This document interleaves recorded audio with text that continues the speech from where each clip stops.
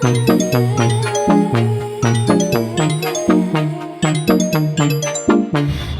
your baby girl. I'm gonna run my own world. Tell me what to do.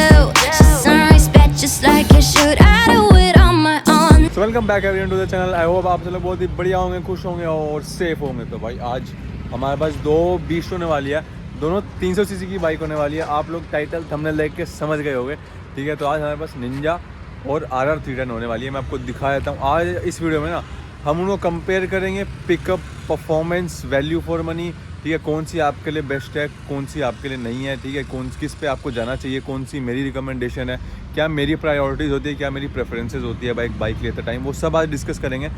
On and all मैं बोलूँ तो भाई एकदम practical approach रखूँगा मैं, ना कि थ्योरेटिकल कि भाई नंबर्स पे जाएंगे। नंबर्स पे बिल्कुल नहीं जाएंगे। आज अगर आपको बाइक लेनी है ना, कोई भी 300 सीसी की, अगर आप स्टार्ट भी कर रहे हो तो भाई पीछे का ना बैकग्राउंड माइंड मत करना।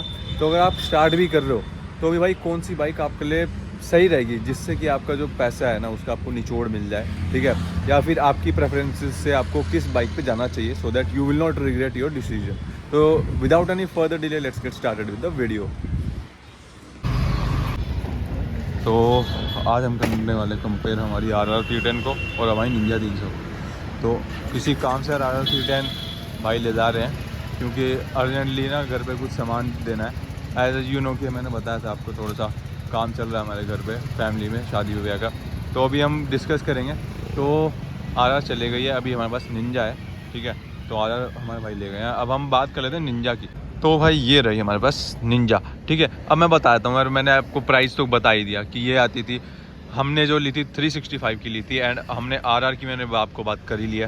एंड अगर मैं RR 310 के ऑन रोड की मैं बात कर लूँ ना, तो वही प्राइस आपको RR 310 की ऑन रोड पे पड़ती थी करीब 270-280 के करीब, ठीक है। 2.3 था, ठीक है। और 22-25 हज़ार इंश्योरेंस का, एंड आपका PDI के भी चार्जेस काटते हैं वो, ठीक है। इंश्योरेंस हो गया और उसका RTO हो गया 20 का। तो 20 40 भी लगा लो ना मोटा मोटा, क्योंकि अभी याद नहीं है मेरे को। 2019-2018 एंड का था, एकदम दिसंबर का। तो फिर आप समझ जाओ, तो उस हिसाब से वो 270-280 की पड़ती थी, ठीक है। 230 वो, और मोटा मोटी 50 लगा लो या फिर 45 भी लगा लो, तो 270 से 280 की वो पड़ जाती थी ऑन रोड। एंड वही बाइक आज अगर मैं ऑन रोड की बात कर लूँ तो वो 270 की एक्स शोरूम आ रही है, राइट। मतलब कि ये मान लो उस बाइक की जो प्राइस के अंदर हाइक हुई है ना, वो आप देख सकते हो कि भाई कितना हुई है। हालांकि उसके अंदर काफ़ी सारे चेंजेस किए गए हैं, ठीक है। बिल्ड टू ऑर्डर वाले भी उसके अंदर ऑप्शंस आते हैं, काफ़ी सारे ऑप्शन और वैरायटी आपको TVS दे रहा है। बट कावासाकी, भाई लिटरली कावासाकी ने भाई बस आपको एक चीज़ दे रखी है, कावासाकी की आप बस निंजा ले रहे हो। निंजा के साथ साथ आपको इसमें 2 सिलेंडर का एडवांटेज मिल जाता है। अब देखो दोनों बाइक 300 सीसी की है, बट मैं डिफरेंस बता दूं, इसके अंदर 2 सिलेंडर आते हैं, उसके अंदर एक आता है, ठीक है। ये बहुत लोगों को पता होगा, किसको नहीं पता तो उनके इन्फॉर्मेशन के लिए 2 सिलेंडर है और उसके अंदर एक है। तो फ़र्क आपको मैं बाद में बताऊँगा, ठीक है। प्राइस का आपने फ़र्क देख लिया। तो मोटा मोटी अगर मैं आज की बात कर लूँ तो ये वाली 370-380 की ऑन रोड पड़ेगी, ठीक है। एंड RR मैं बता दूं तो 310 की ऑन रोड पड़ेगी। तो भाई 60-70 हज़ार का जो डिफरेंस है, तो क्या वो वर्थ है नहीं है, वो भी हम एक बार देख लेंगे। और किसको ये लेनी चाहिए, किसको RR लेनी चाहिए, वो भी मैं बात कर लेता हूँ। यार मैं प्राइस आपको मैंने बता दिया, बट स्टिल एक बार वेरी प्रिसाइजली बता देता हूँ। तो एज़ यू नो कि भाई ये हमने ब्रांड न्यू ली थी, एंड इसकी ये जो एक्स शोरूम प्राइस थी उस टाइम 315 थी। ऑन रोड ये हमको 365 की पड़ी थी। तो निंजा की प्राइसिंग यहाँ पे हो गई। अब मैं बात कर लेता हूँ अपने दूसरे बाइक की, जो कि RR 310 है। मैं RR 310 की प्राइसिंग की बात करूँ तो भाई RR 310 जब ब्रांड न्यू लॉन्च हुई थी ना 2018 में, तो उसकी प्राइसिंग थी 2.30 लाख, ठीक है। वो एक्स शोरूम है। इसके अंदर मैं एक चीज़ और ऐड करूँगा कि भाई ये वाली जो बाइक है 2021 का मॉडल है, और जो हमारी RR है वो 2019 का मॉडल है। तो ये आप एक बार डिफरेंस नोट कर लेना, सो दैट अगर मैं RR की भी 2021 का मॉडल ले लूँ ना, तो उनके बीच की भी जो प्राइस रेंज है, लाइक प्राइस डिफरेंस है, वो करीब सेम ही रहने वाला है, ठीक है। वही 60-70 हज़ार रुपये मान लो, और मोटा मोटी 60 से 80 के बीच की रेंज मान लो। तो इतना प्राइस है इनके बीच का डिफरेंस। क्यों? क्योंकि भाई एक तो ये कावासाकी से भाई ऑब्वियसली पता है यार, लोगों को कलर स्कीम देख के लोग पहचान जाते हैं। जैसे KTM की ऑरेंज वाली आती है ना टेरलिस्ट फ्रेम की, वैसे ही कावासाकी ने अपनी भी एक ग्रीन कलर की वो निकाल रखी है, ठीक है। हालांकि TVS की कुछ एज सच वो नहीं है, बट हाँ TVS की अपाची भी हमारी फ्लैगशिप बाइक है। एंड ये उसका स्टार्टर है, मतलब कावासाकी की तरफ से। फ्लैगशिप उसकी अलग अलग आती है, बट TVS की वही अभी तक की फ्लैगशिप बाइक है। एंड अब मैं इसके फ्रंट सेक्शन की बात कर लूँ तो भाई देखो, यहाँ पे आपको कुछ भी नहीं मिलता, मतलब कुछ भी का मतलब यहाँ पे आपको ना ही LED आपको हेडलैम्प मिलेंगे एंड ना ही यहाँ पे अपसाइड डाउन फोक्स मिलेंगे। एंड ट्विन सिलेंडर की आप पहचान देखो यहाँ से कर सकते हो, 2 वहाँ पे बेंड पाइप आपको देखने को मिल रहे हैं। ठीक है, यहाँ पे जो ये इंडिकेटर है ये भी हेलोजन ही देता है। ठीक है, कंप्लीट हेलोजन सेटअप है। चाहे आप आगे की बात कर लो, साइड की मैं बात कर लूँ तो ये रहा इंडिकेटर, ये भी हेलोजन है। ठीक है, पीछे की मैं बात कर लूँ तो भाई पीछे भी देख लो, ये भी हेलोजन है सारी चीज़ें। दो यार हेलोजन से इशू क्या है ना कि ये बाइक की बैटरी थोड़ी ज़्यादा जाती है एंड इसके साथ थोड़ा ये और इशू मुझे लगता है, क्योंकि यूजुअली हम इसको इतना निकालते नहीं, और जब निकालते भी हैं तो ये स्टार्ट होने में कभी कुछ हो रहा है कभी कुछ हो रहा है, क्योंकि बैटरी के अंदर ना इसका काफ़ी ज़्यादा वो रहता है। अगर मैं सेम चीज़ की बात करूँ मतलब सेटअप की, तो TVS के अंदर ना कंप्लीट LED सेटअप है, जो कि एक आपको बहुत बड़ा एडवांटेज मिलता है। क्योंकि यार अगर आप इसमें भी हेलोजन के अंदर आप LED सेटअप इसमें करवाओगे ना, तो कावासाकी की तरफ से एक बल्ब 5-5 हज़ार रुपये का हेलोजन लाइट एंड वो करके बहुत मोटा खर्चा है, जो कि TVS यहाँ पे आपको सेव करवा देता है। ठीक है, अगर हम इसके LED इंडिकेटर पीछे वाले की भी बात कर लेना, तो ये भी आपको ये मान लो 3,500-4,000 हज़ार रुपये का देखने को मिलते हैं। ठीक है, तो ये आपका एक सेविंग हो गया वहाँ पे। ठीक है, अब दूसरी मैंने बात कर ली, इसकी जो फेयरिंग है ना थोड़ी सी लो रहती है। एंड अगर मैं एक्सटीरियर पे पहले फोकस रखता हूँ तो फेयरिंग वेयरिंग और जो ग्राउंड क्लियरेंस है ना वो इसका थोड़ा ज़्यादा कम है रैदर देन हमारी आर का इससे थोड़ा सा ऊपर है, ये थोड़ा ज़्यादा लगती है, वो इतना ज़्यादा नहीं लगती। हालांकि दोनों यार फेयरिंग वाली बाइक है तो ऑब्वियसली वो तो इशू रहेगा ही रहेगा, बट स्टिल फेयरिंग की मैंने बात कर ली। एंड इसकी फेयरिंग की मैं बात करूँ ना तो ये इतनी ऊपर नहीं है जितनी आर है। तो इसके अंदर ना मैं कहूँगा कि आप ये देखो, हैंडल बार यहीं है एंड फेयरिंग भी यहीं तक है, तो इसकी फेयरिंग काफ़ी नीचे है, जिससे कि मतलब विंड ब्लास्ट के अंदर आपको फ़र्क पड़ेगा, बट इतना नहीं पड़ेगा जितना आर में पड़ता है। आर के अंदर अगर आप 150 पे भी क्रूज़ कर रहे हो या 150 पे भी आप क्रूज़ तो क्या ही करोगे, क्रूजिंग स्पीड उसकी 120-130 है। ठीक है, तो वो 150 पे अगर आप उसको चला रहे हो तो उसमें इतना विंड ब्लास्ट नहीं लगता, आप कहोगे कि हाँ यार कोई दिक्कत नहीं आ रही है, जबकि वही चीज़ ना इसके अंदर थोड़ी सी महसूस होती है। एंड सेकंड पॉइंट, ठीक है, उसकी क्रूजिंग स्पीड मैंने आपको बता दी है, मैं इसकी भी क्रूजिंग स्पीड आपको बता दूँ तो इसकी क्रूजिंग स्पीड उससे थोड़ी ऊपर है, but due to the wind blast. ठीक है, ये क्रूजिंग स्पीड अगर मैं इंजन के हिसाब से बताऊँ तो ये आराम से 140 आराम से मक्खन निकाल देती है, बट विंड ब्लास्ट की वजह से आपको थोड़ा सा लगेगा कि हाँ यार थोड़ी सी स्लो कर लो सो दैट आराम से निकलता रहे। तो उसी की वजह से ना दोनों की क्रूजिंग स्पीड आइडियल हो जाती है, मतलब एकदम सेम हो जाती है, ये इशू है। अब मैं बात कर लूँ इसकी टॉप स्पीड की, तो टॉप स्पीड की भाई ऑब्वियसली यार क्योंकि कोई बाइक खरीद रहा है तो वो सोचता है कि यार मैं मतलब क्या है इसका जो पोटेंशियल है, तो करीब करीब यार ये 180 पहुँच जाती है। आर करीब करीब 165, कोई 170 भी ले जाता है, बट उतना मैं आपको बोलूँगा नहीं, क्योंकि इंजन की भी एक कैपेबिलिटी होती है। तो 165-170 उसकी रेंज है, इसकी 175 to 180 10 किलोमीटर पर आवर का ऊपर फ़र्क रहता है टॉप एंड के अंदर। बट अगर मैं इनिशियल की बात करूँ ना तो भाई इनिशियल नो डाउट आर इससे आगे निकलती है। अभी हम रेस करेंगे, मतलब फ्रेंडली रेस होगी, बट हाँ दोनों ही प्रो राइडर है, मतलब वो भी बहुत बढ़िया राइड करता है, उसकी भी शिफ्टिंग काफ़ी अच्छी है, मेरी भी काफ़ी अच्छी है, मतलब दोनों एकदम लेवल पे हैं, कहीं ना कहीं वो ज़्यादा ही ऊपर मैं बोलूँगा उससे, तो वो भी आपको देख लेना, कंपेयर आप कर लोगे, या फिर मैं वो नेक्स्ट वीडियो में डाल दूँगा, तो वो आप चेक कर लेना। फॉर दैट आपको मैं एक चीज़ बोलूँगा भाई, चैनल को भी सब्सक्राइब कर दो, वीडियो को लाइक ठोक दो, ठीक है, अभी के भी हो जाना चाहिए काम। अब मैं बात कर लेता हूँ भाई इसके डायमेंशन की, मैंने बात कर ली है, कहीं ना कहीं ये थोड़ी छोटी है, आर इससे बड़ी लगती है। एंड अगर मैं डायमेंशन पे आ रहा हूँ ना तो पहले एक्सटीरियर पूरा कवर करेंगे, वीडियो थोड़ी लंबी बनेगी, बट भाई मैं कहूँगा कि प्लीज़ पूरी देखना, सो दैट आपको ना कहीं और जाने की ज़रूरत नहीं पड़ेगी।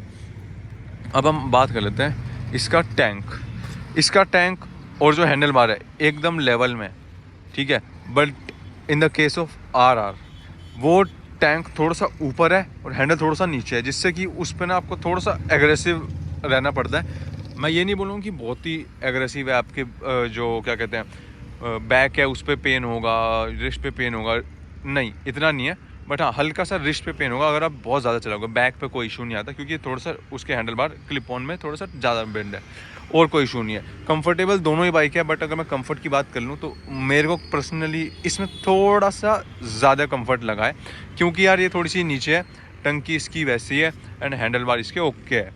हालांकि कंफर्टेबल अगेन वही बोलूँगा, दोनों है, आपके ड्राइविंग स्टाइल पे डिपेंड करता है, ठीक है, आपकी सीटिंग पोजीशन पे डिपेंड करता है। देखो मेरी हाइट 6 फीट 1 इंचेस है, 6'1" है, तो उसके हिसाब से ना ये मेरे को थोड़ी छोटी लगती है। अगर आपकी हाइट छोटी है तो आप इस पे जाओ, अगर आपकी हाइट बड़ी है तो आप आर पे जाओ, ठीक है। सीट हाइट आप चेक कर सकते हो, वो गूगल है, हम नंबर्स पे आज बात नहीं करेंगे, बट वो थोड़ी सी इससे लंबी है, तो छोटे बंदे को उस पर दिक्कत आएगी, इस पर बिल्कुल दिक्कत नहीं आएगी। और लंबे बंदे इस पर कंफर्टेबली राइड कर सकते हैं, उस पर भी राइड कर सकते हैं आराम से, कोई दिक्कत नहीं आएगी किसी को भी।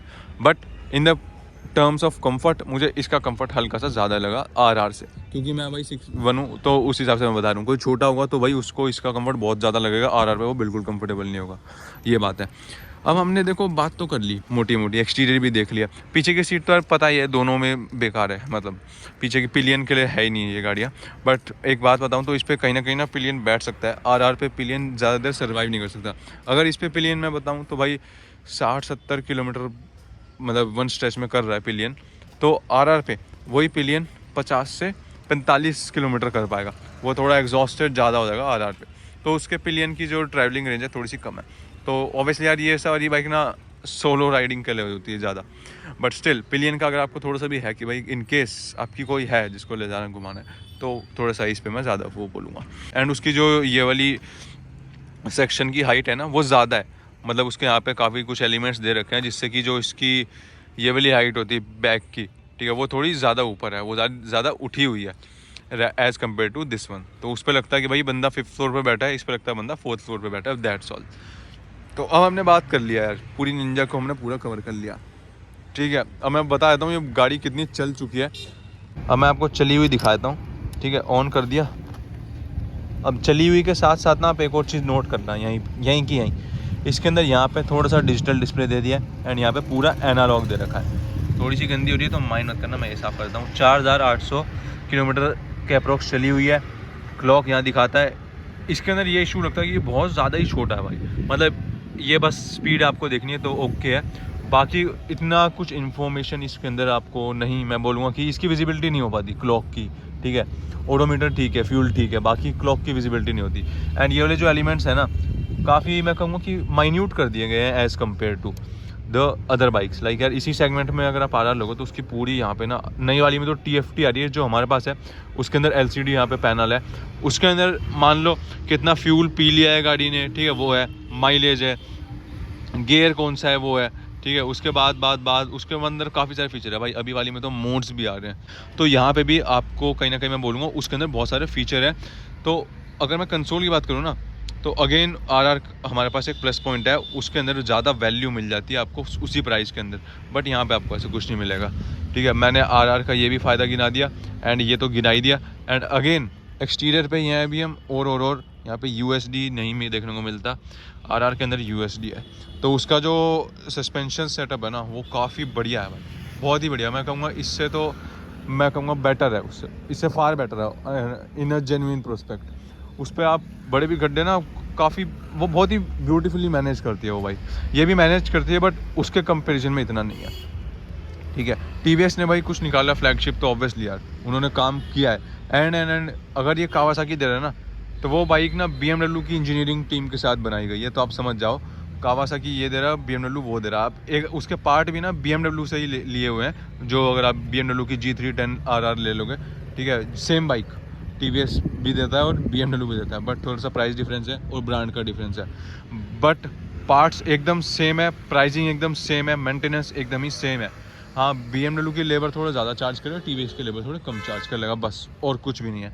इसके अंदर सेटअप इतना ओल्ड, अभी भी ओल्ड स्कूल ही चला रहे हैं ये, बट वो काफ़ी मॉडर्निस्टिक बाइक है, फ्यूचरिस्टिक बाइक है वो अभी भी इसके कंपेयर में। अब हम बात कर लेते हैं दूसरी चीज़, जो सर्विस और मेंटेनेंस की बात आती है, क्योंकि कोई भी बाइक लेता है तो यार सर्विस एंड ऑल वो सब देखता ही है। एंड अब देखो इसकी ना एक चीज़ बताता हूँ, जैसे कि यहाँ पे था या यहाँ पे था, ये पार्ट थोड़ा सा टूट गया था हल्का सा, मतलब देखोगे ना तो दिखने में भी नहीं आ रहा है, वो हल्का सा क्रैक पड़ा था। एंड इसी के ना वो कह रहे थे कि ये पूरे पैनल ही हम बदल देंगे 15,000 में।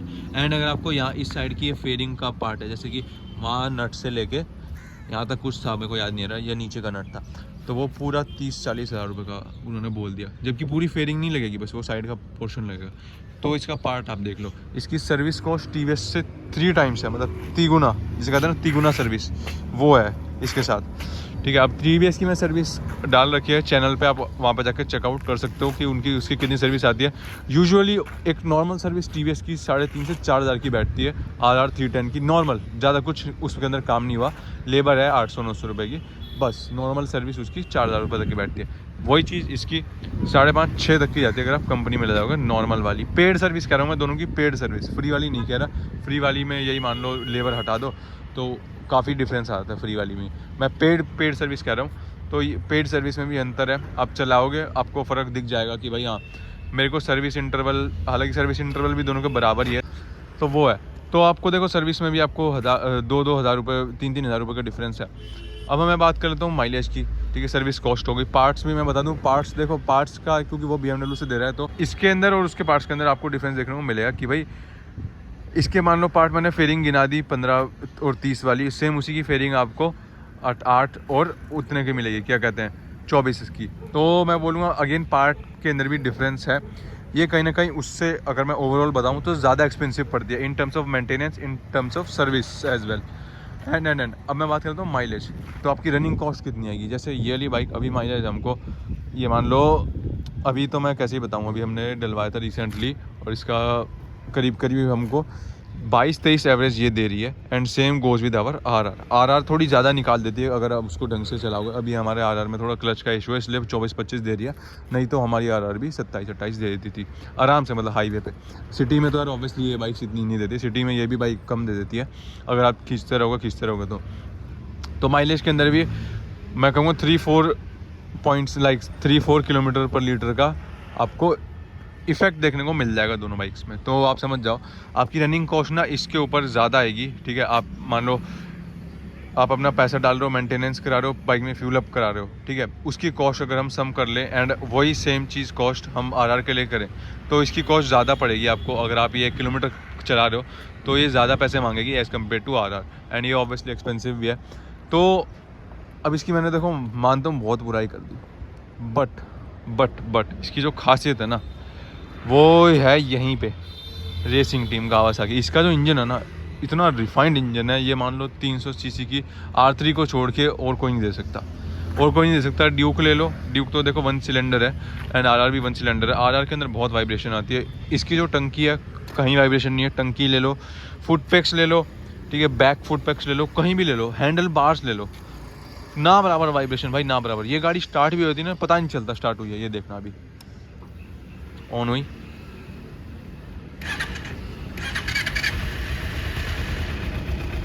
ये देखो अभी RPM 1 पे है, आवाज़ भी नहीं आती भाई। बहुत साइलेंट बाइक है भाई, बहुत साइलेंट है, बहुत स्मूथ है। एंड इसकी ये खासियत किसी के लिए हो सकती है, किसी के लिए बेकार हो सकता है। ये बाइक जब पिकअप उठाती है ना एग्रेसिव नहीं उठाती बट बहुत ही लीनियर उठाती है। तो कोई अगर स्टार्टर भी है ना, मतलब कोई बाइकिंग कल्चर में एंट्री भी कर रहा है तो उसके लिए बहुत ही फेवरेबल रहती है ये कंडीशन कि भाई हाँ एकदम से भी नहीं एग्रेसिव हो गई। ये एग्रेसिव, इसका पावर बैंड मैं बता देता हूँ, 3-4 तक बहुत प्यार से आप मक्खन तरीके से इसको चला सकते हो। बट जैसे ये 7-8-9 तक जाती है ना तो ये अपना रूप दिखाना शुरू कर देती है और 9-10-11-12 पे तो भाई ये मान लो गोली बन जाती है। और इसका पावर बैंड भी यही है 6 से 9 तक के बीच में। उसके बाद तो यार वही है कि आपको गियर लिमिट आ जाती है। बट भाई इसकी जो ये खासियत है ना, बहुत लोगों को मैं बोलूँगा कि भाई ये चीज़ चाहिए होती है कि यार बाइक ना स्मूथ हो, चलाएं तो मज़ा आए। एंड कुछ जो एंथुजियास्ट है वो ये भी बोलते हैं कि यार वाइब्रेशन आ रही है तो लगता है कि बाइक तेज़ भाग रही है। एंड मैं बताता हूँ इनके भागने में क्या है डिफरेंस है। इसको बंद कर देते हैं भाई। इनके भागने में ये डिफरेंस है कि अपाची RR जब हम चलाते हो ना पिकअप में तेज़ है तो वो ऐसा लगता है कि तेज़ भाग रही है, ठीक है, उसमें लगता है कि वो बहुत तेज़ भाग रही है। जबकि RR में ऐसा लगता है कि RR तेज़ भाग रही है बट वो भागती भी तेज़ है शुरू में। इसमें लगता नहीं कि तेज़ भाग रही है बट ये भाग रही होती है। ये 120-140 पे भी ऐसा लगता है कि भाई पता नहीं चल रहा क्या है। ये थोड़ी सी फेयरिंग, अभी तो हमने देखो विंड स्क्रीन जो है वो चेंज करा रखी है इसलिए हमको ये ओके लगता है। बट भाई RR में लगता है कि हाँ यार तेज़ भाग रही है, वो मैं तेज़ चला रहा हूँ। इसमें लगता नहीं कि मैं तेज़ चला रहा हूँ। बाइक अपने आप ऐसे चलती है, इतनी स्मूथ क्रूजिंग चलती है ना, और बहुत ही स्मूथ बाइक है। मतलब जिसको अगर इंजन रिफाइनमेंट चाहिए ना, आंख बंद करके इस पे चल जाना, क्योंकि RR आपको परेशान कर देगी। और जिसको लगता है कि यार मेरे को वाइब्रेशन से प्यार है, आजकल हैं बंदे काफ़ी जो कि कहते हैं वाइब्रेशन उनको थ्रिल देती है, एक एड्रेनलिन बूस्ट देती है कि हाँ भाई कुछ मैं तेज़ चला रहा हूँ, हिल रहा है तो लगता है बिग, बहुत बड़ी बाइक है। तो वो आपके ऊपर है कि क्या है। RR में भी है, ऐसा लगता है कि भाई जब वो स्क्रीम करती है ना तो बंदों को काफ़ी वो आता है कि हाँ भाई यार ये कुछ है इसके अंदर, मतलब बीस्ट अनलीश हो रहा है। और इसके अंदर ये स्क्रीम करती है बट पता नहीं लगने देती, आपको पुल देखने को मिल जाएगा। RR के अंदर थोड़ा लो RPM पे पुल मिल जाता है, जैसे कि 5, 6, 7 में। इसके अंदर थोड़ा सा हाई RPM पे जाने पे पुल मिलता है, क्योंकि 2 सिलेंडर है तो दोनों जैसे ही एक्टिवेट हो जाते हैं ना तो फिर खेल कर जाते हैं। इसका टॉप एंड मैंने बता दिया ज़्यादा है, ठीक है। अब मैं बात करता हूँ वैल्यू फॉर मनी के बारे में। तो भाई इतना मैंने आपको गिना दिया तो आपको समझ आ गया होगा कि आपके लिए कौन सा सही होगा कौन सा नहीं होगा। अब देखो ये बहुत बड़ा डिफरेंस है कि इस वाली बाइक के अंदर ना यार, अगर आपको स्मूथनेस चाहिए भाई, क्योंकि बहुत सारे लोग होते हैं कि भाई लीनियर पावर डिलीवरी, स्मूथनेस, और उनको एक अच्छा ब्रांड वैल्यू बेसिकली क्या होता है ना, क्योंकि इसकी रीसेल वैल्यू बहुत ज़्यादा आती है, मतलब बहुत ज़्यादा, मतलब इसके प्राइस टूटते हैं बट एक ही बार टूटते हैं शोरूम से निकालने के बाद, उसके बाद ज़्यादा प्राइस नहीं टूटते, वो ईयर बाय ईयर डिप्रिशिएट होते रहते हैं। बट हाँ ये है कि इसकी ब्रांड वैल्यू है एक, लिटरली मैं बता रहा हूँ। और ये जो पावर डिलीवरी देती है ना, काफ़ी बढ़िया है, आपको मज़ा आएगा इसको चलाने में, क्रूजिंग में मज़ा आएगा, इसको आप कहीं भी ले जाओ थोड़ा सा इसमें ज़्यादा मज़ा आएगा। RR में गियर थोड़ा टाइट डलते हैं, इसके अंदर गियर एकदम स्मूथ है, आप डालोगे पता नहीं चलेगा। RR कभी कभार न्यूट्रल पर अटक जाती है, हालांकि डिपेंड करता है कि आपकी बाइक कैसी कंडीशन में। बट हाँ अगर वो सर्विस का इंटरवल के बीच में है कि भाई हाँ अब आपकी गाड़ी 3,000 चल गई है, 2,500-3,000 चल गई है, तो वो बोल देती है कि भाई करवा लो अब स्टार्ट होने वाला है बस। बट इसमें ऐसा कुछ नहीं है भाई, इसके अंदर मतलब क्या ही मैं बताऊँ, लिटरली आप डिफरेंस फील करोगे कि भाई निंजा है थोड़ा पैसे ले रहा है बट जो चीज़ देता है ना वो तो है। आपको फीचर कुछ नहीं देगा, कुछ भी नहीं देगा मैं कहूँगा। एक और चीज़ मेरे को ध्यान आया, इसके अंदर जो टायर है ना वो कोई भी लोकल, मतलब मैं बोलूँगा MRF, यार MRF दे रहा है भाई यार, कावासाकी क्या बात कर रहे हो भाई तुम। जबकि TVS, मिचलिन, उसके टायर और जो उसकी ग्रिपिंग है कोई तोड़ नहीं है भाई उसका। मिशलिन यार आपको पता है लेवल, एक टॉप नॉच लेवल सेट कर रखा है मिशलिन का, सबसे बेस्ट टायर आता है। इसका टायर मिशलिन का टायर कंपेयर कर लूँगा तो मिशलिन का टायर ज़्यादा महंगा आता है इससे, तो वो बात आ जाती है। तो भाई जिससे कि ना मैं कहूँगा अगर आपको एक वैल्यू फॉर मनी बाइक चाहिए ना भाई, आप चाहते हो कि मेरे जितने पैसे दे रहा हूँ निचोड़ मिल जाए, आँख बंद करके RR पे चल जाओ, ठीक है। अगर आपकी प्रायोरिटी में ये है कि मेरे को स्मूथ बाइक चाहिए, आराम से लीन, थोड़ी सी कंफर्ट, क्रूज़ करने वाली बाइक चाहिए, ज़्यादा हवाबाजी वाली बाइक नहीं चाहिए। हवाबाजी भी कर सकते हो, ऐसी बात नहीं है। निंजा पे निंजा भी अट्रैक्शन ग्रैब करती है, RR भी अट्रैक्शन ग्रैब करती है। RR में क्या है कि ना कि भाई वो थोड़ी सी लगता नहीं है कि कौन सी बाइक है, तो थोड़ी ज़्यादा ग्रैब करती है, क्योंकि वो थोड़ी सी बड़ी फील देती है, क्योंकि भाई उसका पीछे का जो काउल है वो बड़ा है, ठीक है, आगे से फेयरिंग बड़ी है, टंकी बड़ी है, तो वो थोड़ी इसके सामने बड़ी लगती है, बस वो एक प्लस पॉइंट है। तो बिग बाइक वाली फील चाहिए कि भाई तो आप RR पे जा सकते हो। बट अगर आपको स्मूथनेस चाहिए ना, आपको गाड़ी से मक्खन का क्या कहते हैं उसको, कि भाई मस्त मज़ा आ रहा है, वो वाला चाहिए तो भाई ये ले सकते हो, आँख बंद करके ले सकते हो, इसमें कोई दिक्कत नहीं है। बाकी आपको मैंने कंपेयर कर दिया है, बट स्टिल कोई डाउट हो तो आप डाल सकते हो कमेंट में। बट ऑन एंड ऑल मैं बोलूँगा यार, अगर आप वैल्यू फॉर मनी प्रोडक्ट देख रहे हो ना तो RR के साथ जाओ। बट अगर आपको एक ब्रांड वैल्यू चाहिए, आपको कावासाकी की बाइक चाहिए ना, स्टार्ट कर रहे हो, ठीक है। बिकॉज यार बहुत सारे लोग होते हैं कहते हैं भाई यार ड्यूक व्यूक तो मुझे पसंद नहीं है 300 cc में, ठीक है, RR का मेरे को रिफाइनमेंट पसंद नहीं आया, तो अब उनके पास एक ही ऑप्शन बचता है R3 या निंजा। तो उस केस के अंदर ना निंजा ही मैं रिकमेंड करूँगा। R3 तो नई वाली बहुत महंगी आ रही है, ठीक है, इससे काफ़ी हाइक है उसका प्राइस। तो मैं तो यार यही रिकमेंड करूँगा कि अगर आपको ये इस कंडीशन के अंदर आप फॉल आउट कर रहे हो तो Ninja is for you. Otherwise RR बहुत बढ़िया है, आप आँख बंद करके जा सकते हो। एग्रेसिव सब आप कुछ आपको देखना मिल जाएगा। स्टार्टर के लिए दोनों बाइक बहुत बढ़िया है, बाकी आपके ऊपर है आपको कौन सी बाइक बढ़िया लगती है, मुझे कमेंट करना। आज के लिए इतना ही रखते हैं, काफ़ी लंबी हो गई वीडियो ऑलरेडी, तो मिलेंगे अगली वीडियो के अंदर, तब तक के लिए सी बाय बाय और टेक केयर।